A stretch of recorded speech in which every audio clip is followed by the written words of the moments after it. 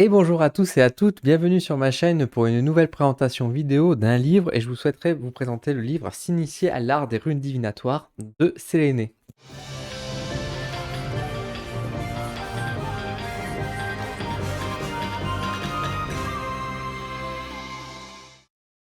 Avant d'aller plus loin, j'aimerais remercier les éditions Jouvence pour avoir envoyé ce livre à vous présenter sur ma chaîne YouTube. Donc merci beaucoup à vous, merci pour votre confiance. Donc je vais vous présenter donc l'intérieur de ce livre, vous montrer un petit peu à quoi ça ressemble d'un point de vue intérieur. Je vous donnerai également ensuite mon avis concernant le livre exactement. Alors, s'initier à l'art des runes divinatoires de Séléné. C'est Séléné qui est une fille assez connue, une femme assez connue, pardon, sur Instagram notamment, car son compte Instagram est assez développé et propose notamment des guidances à travers les runes. C'est un compte que je suis depuis quelques temps. Donc une personne très gentille, il n'y a aucun doute là-dessus. C'est sorti donc aux éditions Jouvence, collection ésotérique, hein, la collection ESO. Sorti en mai 2022, on retrouve à l'intérieur donc 125 pages ainsi que 24 cartes oracle runes là pour le coup qui l'accompagnent au prix mini de 9,90 €. Hein. Vous reconnaissez la fameuse édition hein, qui est proposée chez Jouvence à ce prix-là, toujours un prix très compétitif et pour des livres très complets. Donc ça c'est très très chouette.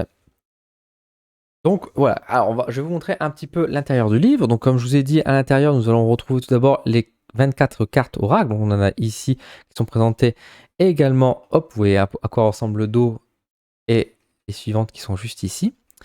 Nous avons ensuite, donc, à l'intérieur, le sommaire. Alors vous retrouvez bien sûr donc d'abord une partie donc mythologie et histoire qui est très intéressante. Tirer les runes, comment faire des tirages. Et les runes divinatoires, donc les différentes runes qui sont proposées, avant de terminer donc sur les runes au quotidien, comment on peut les utiliser concrètement à travers des méditations et des talismans. Nous allons y revenir. Euh, donc on retrouve toujours la qualité, j'ai envie de dire, de chez Jouvence au niveau de la mise en page, au niveau de l'écriture, etc. On voit que c'est quand même des pages qui sont assez complètes. On a des gros paragraphes, mais c'est quand même malgré tout assez aéré, avec bien sûr des mots en gras, des titres de couleurs, etc. Donc vraiment, on a une lecture qui est assez agréable et en même temps qui est visuelle. Donc ça, franchement, toujours chapeau. Hein. C'est excellentissime. Donc là, on est tout sur la partie présentation donc, de la mythologie nordique. Alors, on revient sur bien sûr les différentes légendes, les dates poétiques, les différentes divinités qui existent. Je passe volontairement assez rapidement.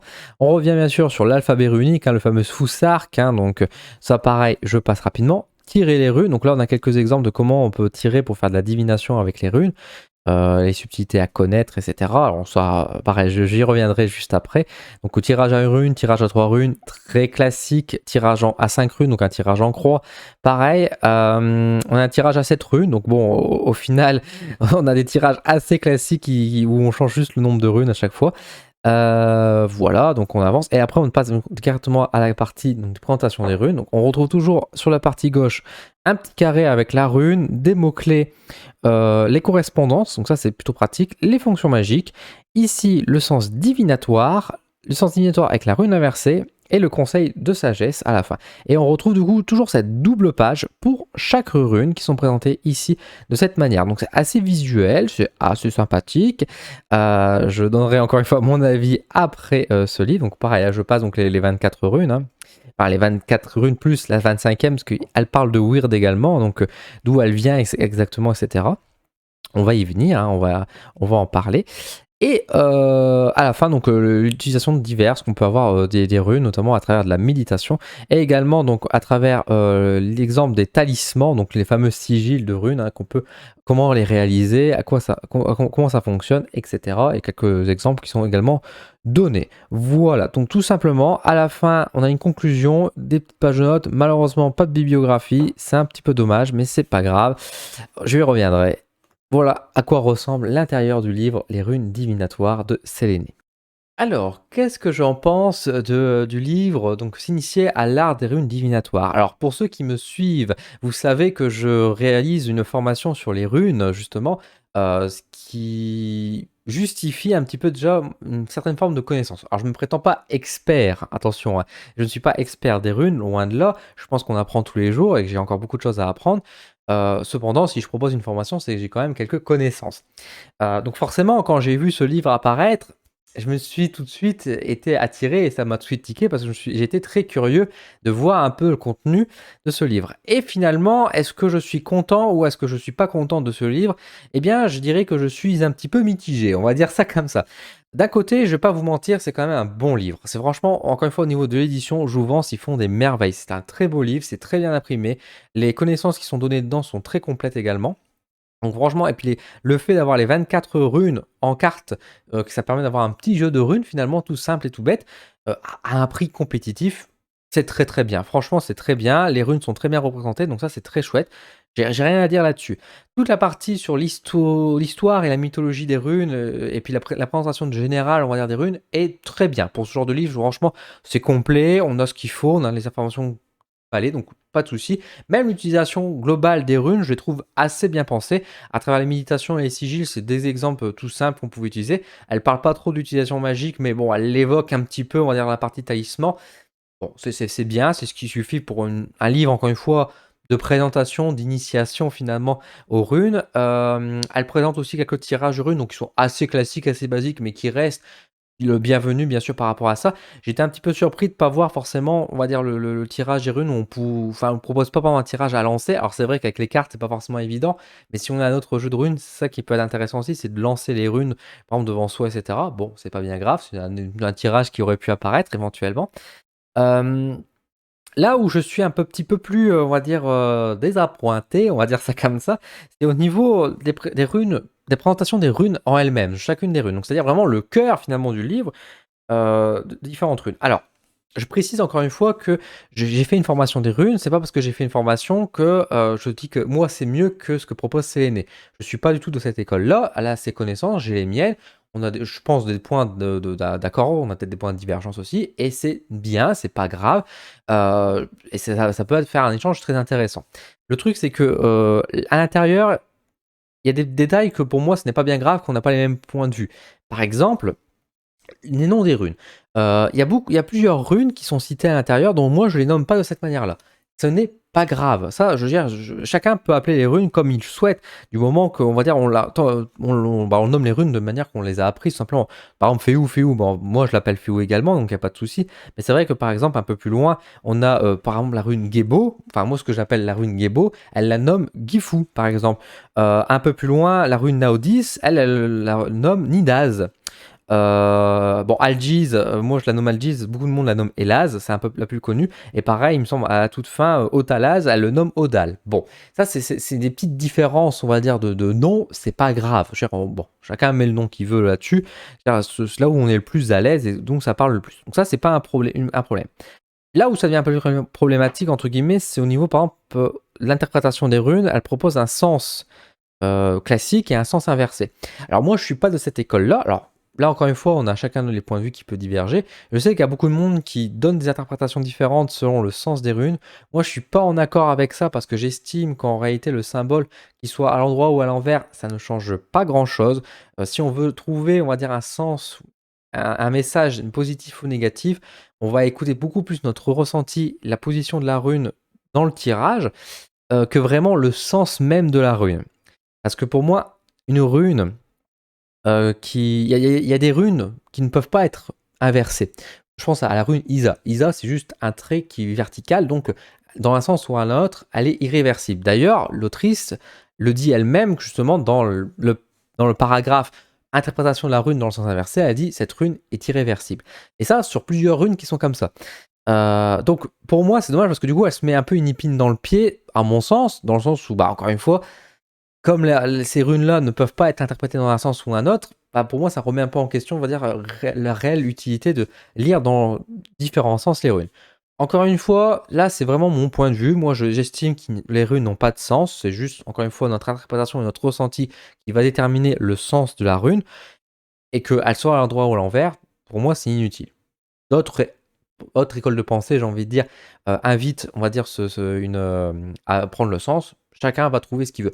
Et là où justement je vais rejoindre Séléné aussi là-dessus, c'est qu'elle précise bien que de toute façon les runes déjà elles sont ouvertes à tout le monde, et ça j'applaudis des deux mains parce que franchement c'est tout à fait exact, et je suis tout à fait en accord avec elle, et elle explique bien que de toute façon, de manière générale, la spiritualité, c'est avant tout quelque chose qui est très subjectif. On va écouter notre ressenti, ce qui va nous parler personnellement. Et c'est pour ça, et là-dessus, je suis d'accord aussi. Et c'est pour ça que là, comme je vous dis, le sens des runes, bah là, c'est vous qui allez vraiment prendre ce qui vous parle le plus. Si vous estimez que les runes ont un sens à endroit, à l'envers, et ça donne un message différent, très bien, il n'y a aucun souci. Si vous pensez comme moi, bah, c'est très bien aussi, il y a aucun souci.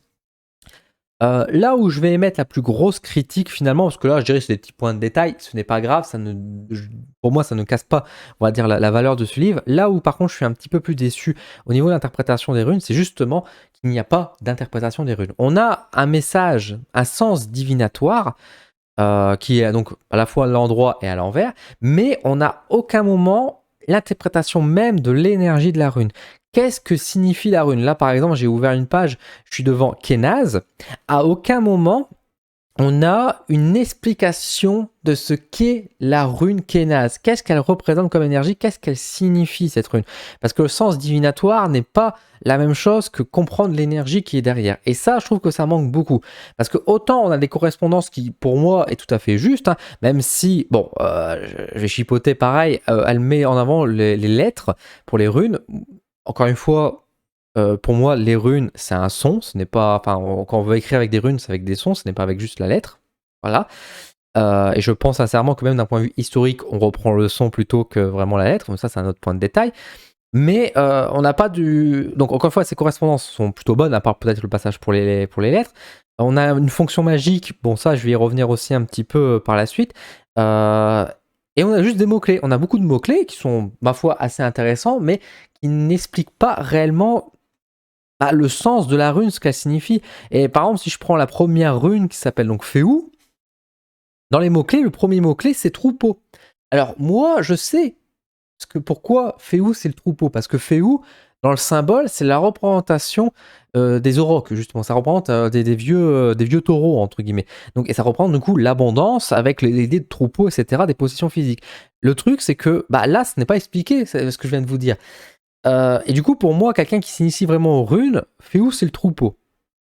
Alors, ça fait un peu école du par cœur quand même qui ressort ici. On apprend bêtement sans vraiment savoir la signification. Ça me dérange un petit peu, quoi. Autant, c'est pas faux ce qu'elle dit, hein, mais c'est juste que j'aurais aimé qu'on creuse un peu et qu'on détaille ce qu'est la rune exactement. Alors, on va me dire, oui, mais il y a quand même le titre. Effectivement, rune de force, d'abondance et d'énergie impulsive. C'est pas en 2 lignes qu'on m'explique ce que c'est la rune concrètement. Que signifie Féou? C'est un positionnement et même un peu la mythologie qu'il peut avoir derrière la rune. C'est dommage. Voilà, j'aurais aimé ces petites choses en plus, on va dire, qui auraient pu amener quelque chose de mieux. En parlant des mots-clés, et c'est là en fait d'où vient tout le problème, c'est qu'il y a du coup dans les mots-clés, il y a des choses que je ne comprends pas. Encore une fois, on peut avoir des pensées différentes, il n'y a aucun souci là-dessus, hein. Moi, je suis pas contre par rapport à ça. Mais quand je ne comprends pas pourquoi on donne cette interprétation-là, pourquoi on donne ce mot-clé-là, moi j'aimerais comprendre où est la logique, où est l'état d'esprit par rapport au reste.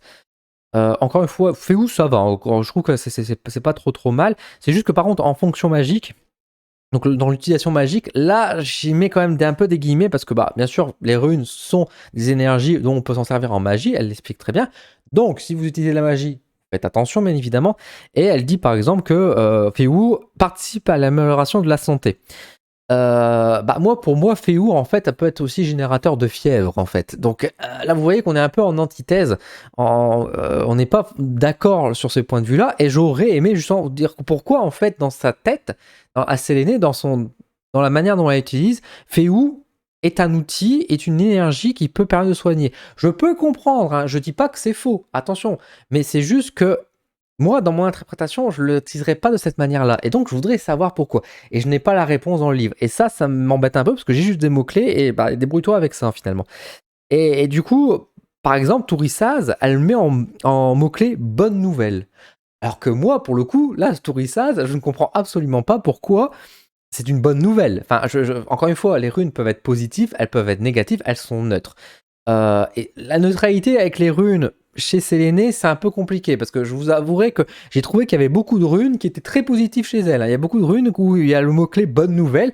Donc bon, quand vous tirez les runes, c'est toujours positif. C'est bon, j'exagère un peu sans doute, mais bon. Bah surtout qu'en plus, vous voyez, enfin, on n'a pas forcément l'explication qui est posée ici. Rune de combativité, de lutte et d'éveil, donc c'est comme ça qu'est présenté Tourissaz, et dans les mots-clés bonne nouvelle. Bonne nouvelle, combativité, lutte. Bon, éveil, ça peut être une bonne nouvelle éventuellement. Ah, encore une fois, vous voyez, c'est ce genre, je ne comprends pas pourquoi il y a ce mot-clé-là qui apparaît et quelle est la justification. L'idée de mettre des mots-clés pour interpréter, c'est très bien. Encore une fois, je ne rejette pas l'idée, mais c'est juste pourquoi en fait on donne ces mots-là. Et du coup, bah, ça m'embête un peu parce qu'il y a beaucoup de runes où je suis. Il y a certaines runes où je suis complètement d'accord, ce qu'elle dit, voilà, ça correspond très bien à ce que moi je visionne aussi, donc c'est très juste. Mais il y a d'autres runes où bah, il y a des mots-clés, je dis oui, tout à fait, et il y en a d'autres qui sont rajoutés dans la même rune où je me dis bah pourquoi et comment. Au final, c'est ça. C'est que la plupart des runes, je suis en accord avec ce qu'elle dit. Pour chaque rune, il n'y a aucune rune où je suis en total désaccord, mais il y a juste parfois un truc que je ne comprends pas dans la vision que peut avoir Séléné de la rune.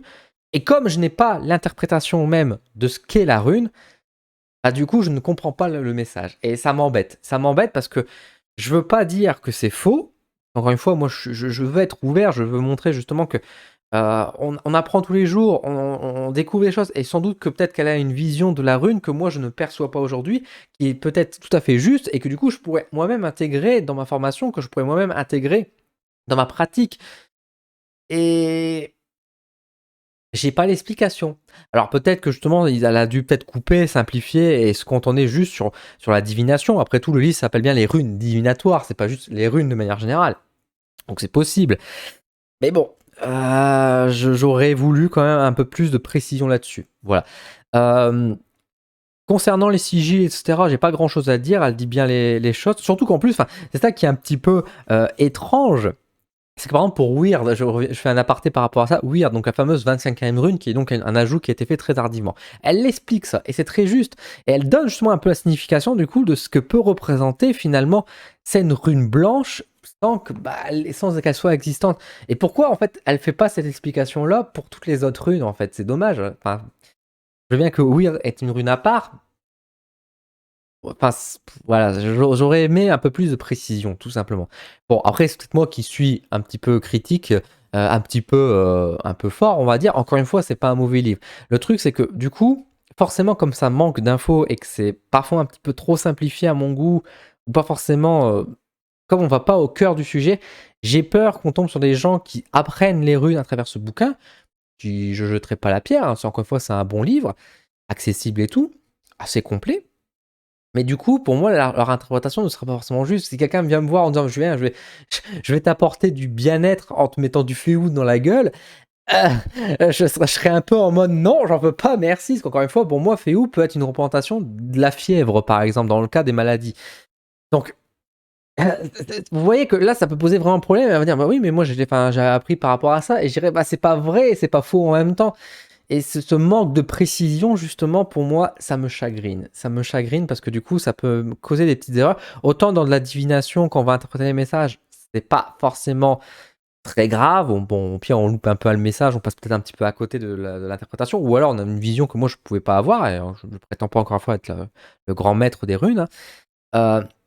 Par contre, encore une fois, dans une initiation magique qui est quand même un peu sous-entendue, on va dire, sur certains paragraphes, bah là, ça devient un peu plus limite, quoi. Et je trouve que du coup, ne pas donner l'explication même de la représentation de l'énergie qui est derrière, de ce qu'elle est et ce qu'elle représente, la nature même de cette rune, bah du coup, ça peut être un peu dangereux, ça peut être un peu limite.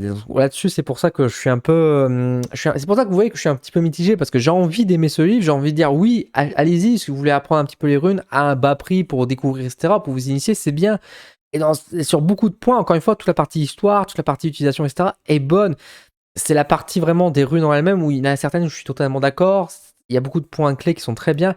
Mais pour moi, il y a des trucs, c'est trop léger et on peut pas dire que, voilà, encore une fois, quand je vous disais tout à l'heure que j'avais l'impression que chaque rune était une bonne nouvelle, pour moi, on n'a pas mis assez en avant ce côté justement qu'une rune peut être aussi positive que négative. Wunjo, par exemple, ou Wunyo plutôt, Wunyo. Wunio est une rune qu'on va mettre beaucoup en avant sur la côté de la joie, de la fête, la célébrité, les célébrations plutôt, voilà, des choses comme ça et en soi, c'est tout à fait vrai. Wunio est une très belle rune. C'est une rune qui va représenter un drapeau qui unit les clans, en fait, vous voyez, donc une bannière, etc. Donc c'est aussi la famille, etc. Et bon, tout le côté famille, bon, il y a la fraternité, il n'y a pas forcément le côté famille. Bon, fraternité, sororité, voilà, j'ai un peu exprimé. Fin des disputes, bonne nouvelle, encore une fois, vie nouvelle, sourire, danser, rire et aimer. C'est très bien, mais Wunio, c'est aussi la rune qui peut représenter un peu les excès de joie dans la partie négative, les excès de joie, les addictions, des choses comme ça. Et ça, c'est pas mentionné. Et vous voyez que ça peut être un peu dangereux parce que tout le monde va dire ah bah Wunio c'est une rune de joie, je vais peut-être me tatouer Wunio sur moi, je vais peut-être faire utiliser des runes de la magie pour ramener de la joie, etc. Bien sûr, ça va marcher sur certains aspects, mais attention de faire que Wunio, il y a aussi ce penchant. Les runes ont toujours un revers de médaille et ce côté justement positif négatif pour moi, c'est le côté neutre de la rune justement de cette magie, de la manière dont on peut utiliser, ça peut amener aussi du potentiel d'AG. Bah je trouve que c'est pas évoqué. Et ça me gêne, du coup, parce que du coup, quand on s'initie, bah, il faut faire attention. Donc, bilan. Après cette vidéo qui déjà doit être assez longue. C'est un bon livre, je vais pas dire le contraire, il y a vraiment des très bonnes idées. On sent qu'il y a eu un travail qui a été fait, hein, ça je vais vraiment pas dire le contraire, le travail était bon, le travail était fait. Maintenant, j'aurais aimé avoir plus de précision. Donc vous pouvez prendre ce livre à mon sens, apprendre un peu les runes avec. Par contre, dans l'interprétation même des runes, je vous invite à compléter avec d'autres bouquins qui seront beaucoup plus riches, beaucoup plus importants. Je vous parle même pas forcément de prendre l'information, hein. Je suis pas là pour vendre enfin, voilà, pour vous dire, n'achetez pas le livre, prenez ma formation. C'est pas ça du tout le but de cette vidéo. Encore une fois, il y a d'autres ouvrages, il y a d'autres livres qui sont très très bien, qui permettent de compléter et d'aller plus loin dans le travail des runes. Et je vous invite du coup à compléter ce savoir avant de pratiquer réellement les runes, parce que juste avec ce livre-là, pour moi, les runes en elles-mêmes, c'est un peu trop léger à mon sens. Voilà. Pareil, et du coup, là, on pourrait reprocher également ce que je vous disais dans la vidéo juste avant, c'est qu'il n'y a pas de bibliographie. C'est dommage. J'aurais aimé quand même je ne demande pas une grosse bibliographie, mais j'aurais aimé qu'on nous donne au moins 2-3 livres en plus, des petites pistes par exemple, pour pouvoir venir compléter notre savoir sur les runes. Il n'y est pas, mais bon, voilà. Malheureusement, en spiritualité, c'est de plus en plus rare et je trouve que c'est un mauvais réflexe qu'on a. Voilà, j'espère qu'en tout cas cette vidéo vous a plu, c'était assez complet. Si vous avez des questions, si vous avez des interrogations, si vous voulez en savoir plus, n'hésitez pas à venir me contacter, à me laisser un commentaire, j'y répondrai avec grand plaisir par rapport à ça. Encore une fois, bravo Séléné pour ton ouvrage, bravo aux éditions Jouvence pour ce qui a été fait, parce que c'est franchement très intéressant, et encore une fois, moi j'aime beaucoup le côté aspect avec les 24 runes, on aura des cartes attachées, c'est très très bien. Encore une fois, le prix en plus est très compétitif, n'hésitez pas à vous le procurer, ça fait toujours plaisir. Si vous souhaitez d'ailleurs le commander, n'hésitez pas à faire un petit tour dans ma description, il y a un lien affilié si vous voulez me soutenir. Bien évidemment, si vous avez des libraires près de chez vous, ou si vous avez des petites boutiques ésotériques qui proposent ce livre-là, n'hésitez pas à aller les soutenir justement en prenant d'abord chez eux, bien évidemment. Mais si vous voulez me soutenir personnellement, vous pouvez commander à travers ce lien et je vous remercie. Merci énormément de votre soutien qui est très important pour moi également. Et bah écoutez, sur ce, je vais vous laisser. Je vous souhaite une excellente semaine, un excellent mois, pardon, une bonne lecture si c'est le cas. Et je vous souhaite, encore une fois, de très belles choses. Et je vous dis à très vite sur ma chaîne. Je vais arrêter là parce que je radote. Voilà.